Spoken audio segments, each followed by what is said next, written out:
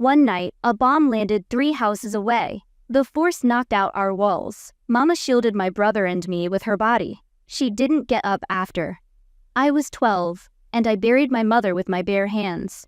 We left the village, walking for 3 days. No shoes, no water.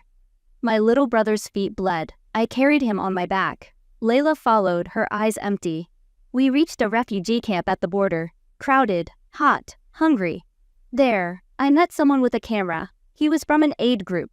He asked, "What do you want to be when you grow up?" I said, "Alive." He cried. That night, they gave us blankets, food, and medicine, but no one gave us our parents back.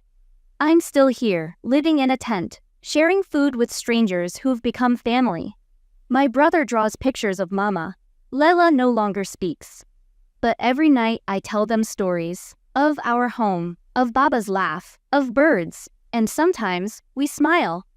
This isn't just about war, it's about children who go to bed hungry, who bury their families, who carry a grief bigger than their age. I don't want pity, I want peace. Days turned into months. We stayed in the camp, counting seconds between meals, nights between nightmares. One morning, a woman came, Fatima, a volunteer from a peace organization. She wore a blue scarf and carried a notebook. She knelt beside me and said, "You have a story the world needs to hear." That day, she gave me crayons and paper. I drew my village, Mama's eyes, and Baba's sandals by the door. I cried over the lines. Fatima sat with us every day. She helped Layla speak again. She taught my brother to smile again. Then she brought news. There's a resettlement program. You might be moved to a safer place. It's not much, but it's something. The hope felt strange, like stepping into light after too long in the dark.